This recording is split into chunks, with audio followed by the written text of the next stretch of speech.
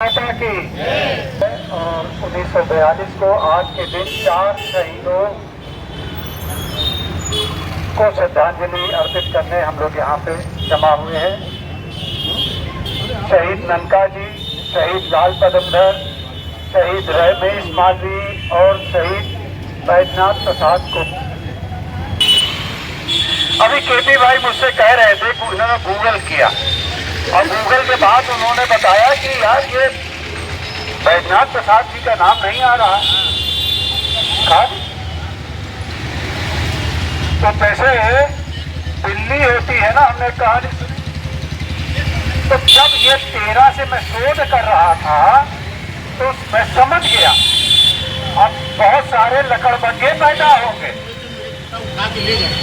और जो से लेने की होड़ करेंगे।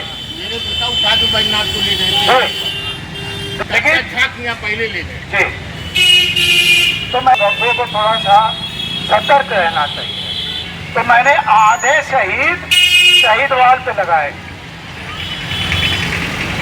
आधे शहीद लगाए। वो मैटर कभी न कभी गूगल पे आ गया, कभी आया होगा, कोई लिखा होगा, फिर वो मैटर अब गूगल पे है। तो मैंने केपी भाई से कहा अब आ जाएगा, चिंता न करिए, सारे शहीदों का नाम अब शहीदवाल पे आ। बहुत अच्छी बात है। तो आज हम इकट्ठा हुए हैं, उसके श्रेय देने के लिए 2 महत्वपूर्ण लोग हैं। तो जब 14 में 15 में शहीदवाल का उद्घाटन हुआ था तो एक दुबले पतले सज्जन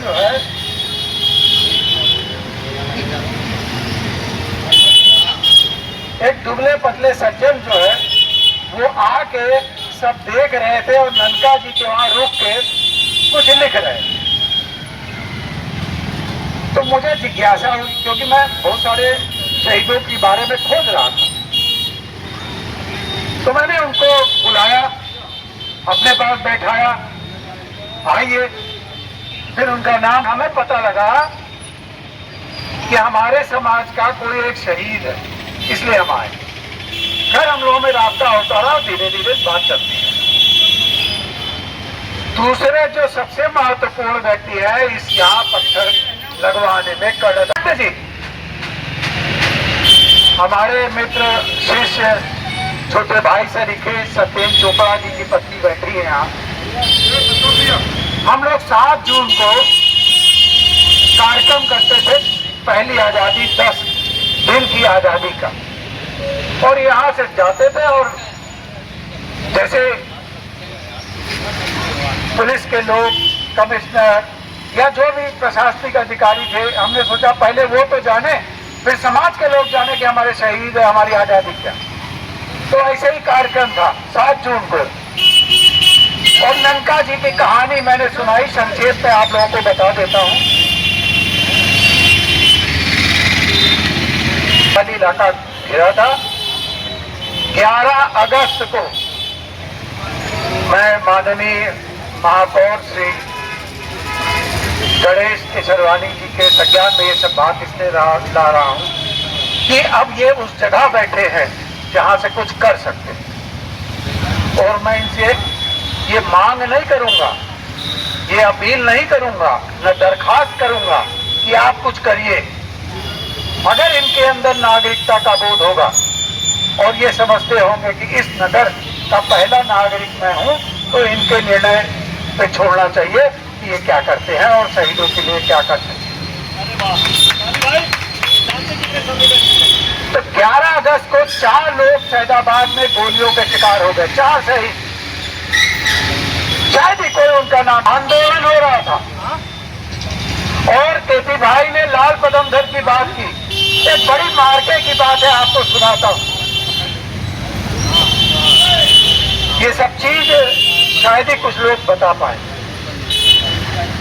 वो आंदोलन था, विश्वविद्यालय और कांग्रेस के लोग थे उसमें, और उसमें जो आगे सबसे झंडा लेकर युवती चल रही थी वो नेहरू गांधी परिवार की युवती।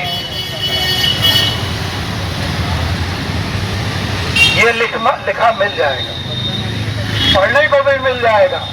लेकिन ये बात कम पढ़ने को मिलेगी कि जब अंग्रेजों ने कहा कि रुक जाओ और वापस नहीं, लेट जाओ, नहीं गोली मार देंगे।